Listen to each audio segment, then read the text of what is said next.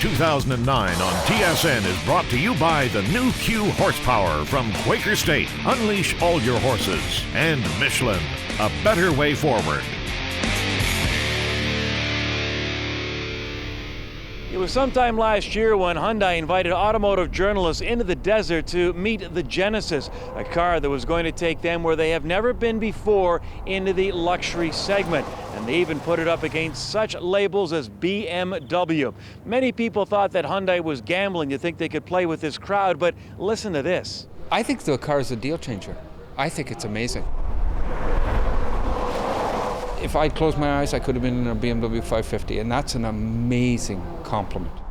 That was automotive journalist David Booth, who, like many of us, does have the odd cynical bone in his body, but he was sold on the Genesis, and he wasn't alone. The car went on to win North American Car of the Year, and it also won our category in the Car of the Year show here on Motoring. Well, Hyundai is now stepping up to the table again, and once again is going to roll the dice. And where better than here in Sin City, Las Vegas. But this time I'm thinking that Hyundai is feeling pretty confident about the hand it's holding, and it's betting that success does indeed breed success, because we're here to check out the 2010 Hyundai Genesis, not the sedan, but the coupe.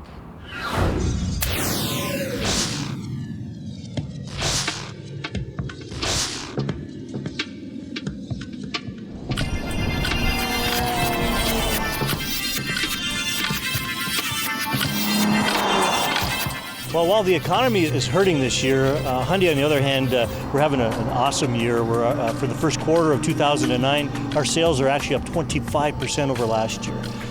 We've gained considerable market share, and it seems as though consumers are recognizing that Hyundai is a smart choice in this economy.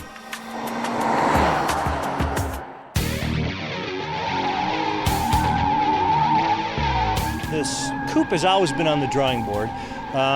The Tiburon has come to the end of its life cycle, and it was time for us to bring a new sports car to market. And we thought it's time to share the same platform as a Genesis sedan in terms of the rear-wheel drive architecture and bring a true performance sports car to market, but one that has a very accessible pricing. I was sort of surprised with what they've come up with. I was expecting more along the lines of the Tiburon in a slightly larger package. This car is a completely different animal. First of all, it's rear-wheel drive, which is what a sporty car should be and traditionally is. And secondly, it's a nice, roomy package inside, lots of room, lots of comfort. I actually expected something a little more luxurious to keep up with the Genesis sedan. But having driven this one, I'm certainly not disappointed, because I've driven the base version, the plain Jane stripper, and it's got enough equipment on it, everybody should be happy with it.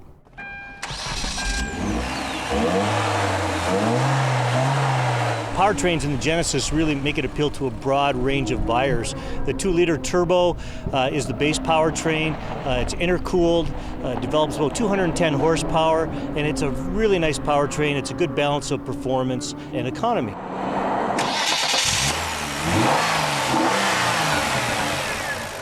And the V6 is a very exciting powertrain. Although it's the same displacement as the engine in the Genesis sedan, it's a completely different V6, cranking out 306 horsepower. We've added a lot of components that you would add to a race engine to give it power and durability.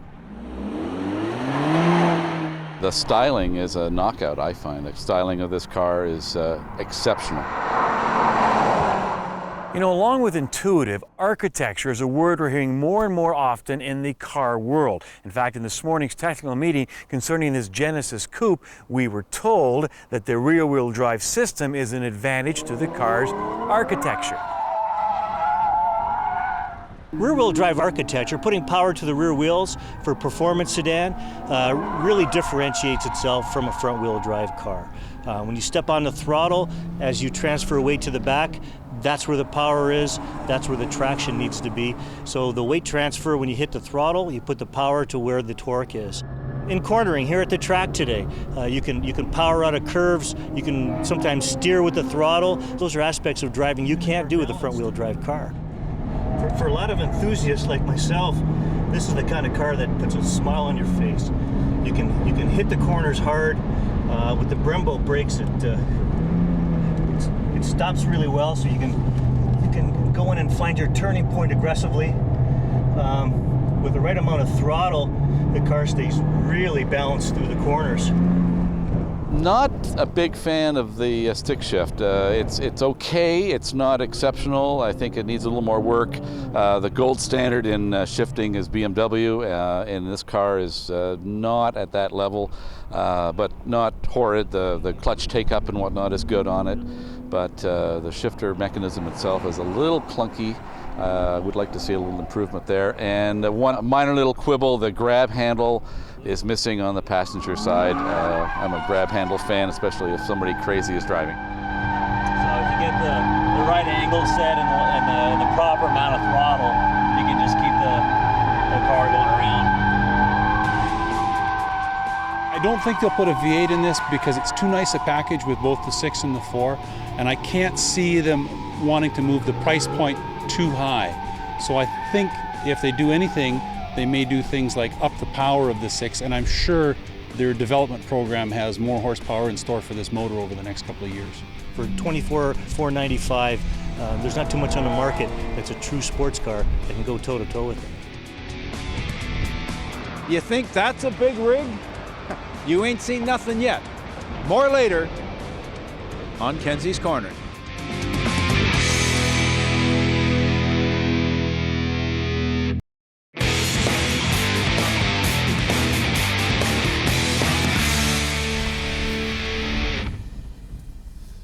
In 10 short years, Kia has come an awful long way. All the way from that dreadful Cephia to this all-new Soul. That's this week on Test Drive.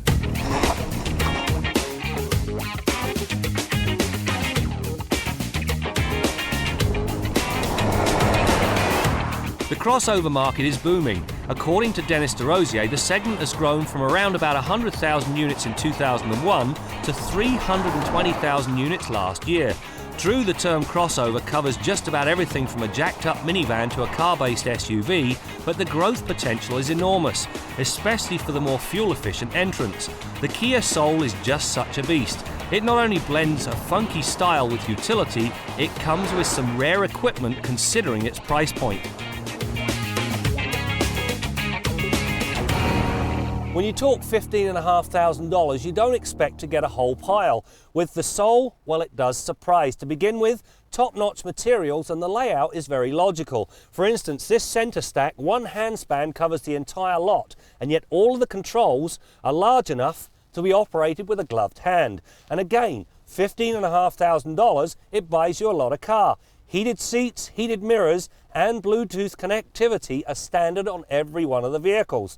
If you move up to the 4U, which this vehicle is, you not only get a sunroof, you also get an audio system that has a party trick.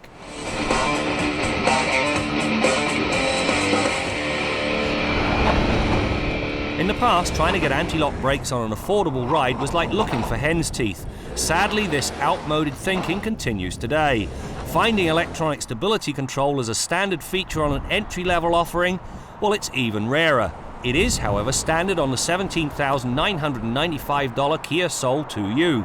The fact it also comes with 6 airbags and active headrest means that should the worst happen, well, the occupants are still protected. The Soul may be small on the outside, but when you get into the back seat, there is surprising room. There's plenty of headroom, and even with these 2 front seats as far back as they'll come, I still have knee room, and there's enough width to actually accommodate 3 riders in the back here. Yes, you've got to be friendly, but it is doable. The one shortcoming this car has, this seat should fold forward. It does not. If it did fold forward, you could carry a longer item inside the car with the tailgate closed. Beyond the built-in safety, the Soul comes together very nicely. There is enough compliance in the suspension to take the sting out of a rough road, yet body roll is limited to a handful of degrees. Flogging it through the pylons proved to be eye-opening. I expected the usual entry-level tedium. The Soul actually feels lithe and athletic. The fact the steering has the right sort of feedback reinforces its nimble demeanour. When it comes to utility, this Soul delivers. To begin with the seats up, 19.3 cubic feet of cargo space. If you fold the seats flat, which is a one-handed operation, that number grows to 53 cubic feet. The beauty of it is every single square inch is usable, and it boils down to the fact you've got a square opening and no intrusions. It is very well packaged. When it comes to power, the base Soul relies on a 122 horsepower 1.6 litre 4. The better choice is the up-level 2-litre engine. It bumps the output to 142 ponies and 137 pound-feet of torque. No, you're not going to out-drag a sports car, but it's enough to get the Soul to 100k in 10.5 seconds. If you don't mind stirring your own gears in stop-and-go traffic, the 5-speed manual transmission is the better choice. For the shiftless, there's an optional 4-speed automatic transmission. It works well, but a 5th gear would sure make a big difference. You know, Kia talks about the power to surprise. This new Soul certainly surprised me. And it's not so much the fact that it's got utility, comfort, it's very nicely packaged, and it's got plenty of power. It's the fact that for $18,000, you not only get 6 airbags and anti-lock brakes, you also get electronic stability control. In that regard, Kia sets a very high standard.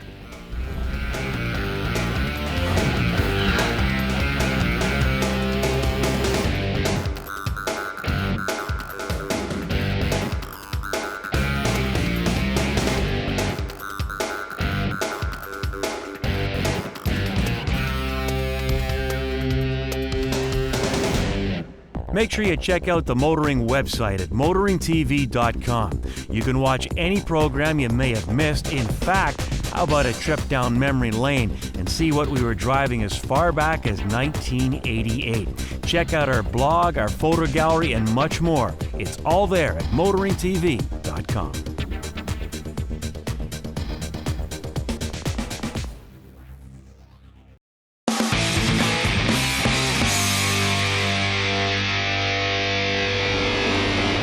I think in Canada, it is doing very well. I think they are really hurting in the States. You got to remember Mitsubishi's starting from a small place, and so it's fairly easy to grow. Their total sales don't even match the Mazda 3s. So, you know, I think there's a place for their cars. And with this hatchback, which is going to do quite well, the only other competition really is the Mazda Speed 3. But they're both worthy competitions in that regard. I'd say this car's a bit bigger. Whenever we check out a new car, we like to give you a look at the engine bay. Although these days, there's not a lot to see because of these engine covers. And as a matter of fact, they've been starting to grow on me. In fact, I actually criticized the Mercedes B-Class because it didn't have a cover. So you can imagine my surprise when we lifted the hood of the new Genesis Coupe and no cover. And I know they didn't forget it, so why isn't there one? Well, the cover was removed for a number of reasons. First of all, weight. Second of all, cost. Because when you do without it, you lose the cost. Third of all, we wanted to take the boy racer look away from it and show the motor for what it is. It has nice valve covers with RS 3.8 on it for rear-wheel drive sport, and that's really the approach behind the engine compartment. Okay, so that makes sense, but will it make sense to a man who spends half his life with the engine hood up, and that's our man in the Quaker State Garage, Bill Gardiner. Hey Brad, I learned something today because I didn't know the engine cover made it a boy racer. One thing I do know is that engine cover, utilized on many vehicles, has got to come off in many cases, even for minor engine servicing. Case in point, this GM with the Ecotec 4-cylinder engine, and it's a simple deal to get that engine cover off on this car. You just take the oil filler cap off, pull up on the cover at the front, reach in, pull up on the cover at the back, and it comes off. It's just literally held on with 2 grommets, and the oil filler cap keeps it secure. Now, that engine cover, in fact, needs to come off on a car like this, even for a simple operation like an oil change, because the engine oil filter on this vehicle is accessed from the top. It's a cartridge type filter, and someone servicing your car is going to take a large socket like that one with a skinny extension and thread that cap off to get the oil filter out. Now, the last few years, a lot of people have been kicking sand in GM's face. We're hearing lots of negative things. We got a couple of positive things to show you on this late model GM car with the Ecotec 4-cylinder, and that's a popular engine in a lot of GM cars like the Pursuit, the Cobalt, etc. Now, If you roll back a few years ago, many of the GM cars used an oil filter like this one, a steel canister with a paper cartridge inside. In order to recycle this, you had to cut the can off and squish the oil out of the paper filter media inside. It was a good system, it worked well, but it was tough to recycle. So they went to a cartridge type oil filter like this one that fits this particular car, and it goes underneath this black plastic cap right at the front of the engine, and you access it by taking the engine cover off. Great step forward because it's made recycling these oil filters much easier for the industry to handle. How frequently you change that engine oil is an often asked question, and that can vary tremendously depending on the make, model, and year of the car, and more importantly, the operating conditions that that vehicle is subject to. Now, your intervals could be as tight as 5,000 kilometers if you're under severe service, i.e. short trips in cold weather, or in some vehicles, Mercedes-Benz for example, as great as 20,000 kilometers in between intervals under ideal conditions. Now, another thing with the late model GM cars, engine oil life monitoring system. And even this entry-level basic little Pontiac Pursuit with the Ecotec 4-cylinder has got engine oil life monitoring. So let's go inside and have a look at how that system alerts the driver to the remaining oil life. To check the remaining oil life on this GM car, it's as simple as going to the information button on the dash and scrolling through the message center until you get to oil life. Now this car just recently had an oil change, so it shows 93% engine oil life remaining. And this system, interestingly enough, uses engine revolutions and engine temperature to make that computation as to how much oil life is left. It doesn't use mileage. That's quite interesting. So it just shows you that what they're factoring in is how frequently the engine reaches operating temperature, and for the number of engine revolutions it stays there. So it knows, for example, if you're constantly driving the car under highway conditions, you get to operating temperature quickly and you stay there for a long period of time, oil stays cleaner, it stretches the interval out. If you're idling in cold weather, short trips in cold weather, it knows that engine takes a long time to reach operating temperature, doesn't stay there long before the next cooling down cycle and starting over again, shortens up that oil interval, and it alerts you through a message on the dash message center to change that engine oil. Now GM pickup trucks, for example, have had that feature since about '99. It's a great deal. You have to remember to zero it or reset it each time you change the engine oil, and then it will monitor the engine oil life for you, give you a better idea of just when you need to service your car. Hats off to GM for putting this on an entry-level car. Honda's got it on lots of their cars. Pretty easy deal to reset. Lots of manufacturers are going this way, and it just makes life easier for the motoring public. Till next week, I'm Bill Gardiner for Motoring 2009.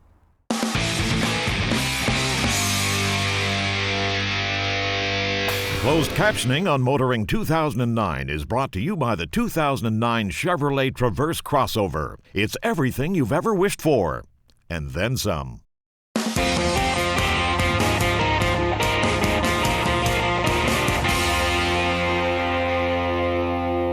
Ontario is joining Western Canadian provinces, Quebec, and about 20 U.S. states in allowing double-trailered tractor-trailer rigs. This is one tractor with two trailers on the back.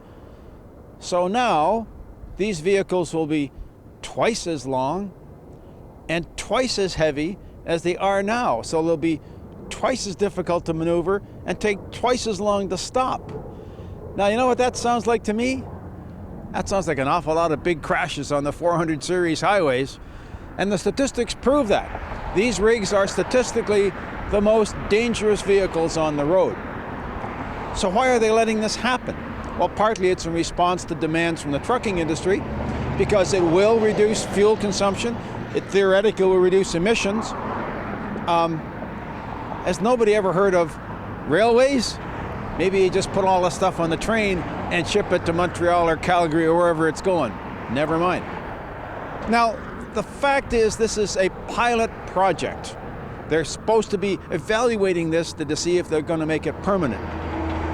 Well, there's another pilot project you may have heard of, a temporary measure introduced in 1917 called income tax. Folks, once this is here, it's never going away. It's not going to be as bad as Australia, where they string 8 of these trailers together, but it's going to happen and it's going to stay. So what can you as a motorist do? Stay away from them. Do not break test a transport truck. It does not make sense. Do not cut him off. If he wants to have a crash, go let him have it with somebody else. Avoid these guys like the plague. I'm sure your granddad told you something like, don't poke a sleeping rattlesnake, or don't smack a wasp's nest with a stick. It doesn't help. Stay to the right, let the guy go on, and just hope he doesn't hit you. I'm Jim Kenzie. We'll have a few final words on the new Hyundai Coupe in just a moment, but first, let me digress for just a moment. You know, before the economy hit the wall, climate change, global warming, whatever you call it, was the #1 priority. And if you believed Al Gore and David Suzuki, the world as we know it today was about to come to an end. Well, this week we're standing in the beautiful Red Rock mountain range just outside of Las Vegas, Nevada. Now, way back when, this was the bottom of an ocean. And about 200 million years ago, this place looked like the Sahara Desert. And look at it today. It's got to be some of the most beautiful scenery you will see anywhere on this planet. And you know, this all happened, I think, before the Industrial Revolution and certainly before the automobile. And speaking of automobiles, the boys are getting a few final laughs behind the wheel of this new Hyundai Genesis Coupe, and everybody is wearing a smile, and why not? I mean, there's very little you can find wrong with this new coupe. And believe me, this is not just a two-door version of the four-door Genesis. This car has its own unique personality. And check out these pictures. Even the tuners are beginning to add a little edge to this car. As far as the powertrains go, the four-cylinder, more than adequate, but if it's my money, I'm going with the V6. Lots and lots of power. The design, I gotta love it, although you do see a little Tiburon in the side view. But believe me, this is not another Tiburon. They have certainly raised the bar with this vehicle. And another thing, I love the colors. What this world does not need is another silver car. Anyway, Graeme, of course, will have a closer look on a future test drive. And before we go, make sure you check out motoringtv.com for any programs you may have missed from now all the way back to 1988. That's it for now. We'll see you next time out as we continue to bring you more stories about cars and the people who drive them. So I'm traveling along here about 15 kilometers an hour. Foot is on the accelerator and then it's sudden. Mind you, the guy behind you just ran into you. Motoring 2009 on TSN has been brought to you by the new Q Horsepower from Quaker State. Unleash all your horses. And Michelin, a better way forward.